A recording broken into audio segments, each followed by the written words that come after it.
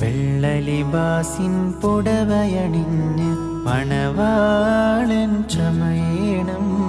വെള്ളം ചേർത്തതിൽ കർപ്പൂരത്തിൻ അത്തറ് പൂശി തന്നിടണം. ആറുകാൽ തേരിലേറി തോഴരുമൊത്തെഴുന്നള്ളേണം. ആരവമായി കലിമത്തിൻ മാധുര്യങ്ങ് മുഴങ്ങേണം. വെള്ളലിബാസിൻ പുടവയണിഞ്ഞ് മണവാളൻ ചമയണം. വെള്ളം ചേർത്തതിൽ കർപ്പൂരത്തിൻ അത്തറ് പൂശി തന്നിടണം.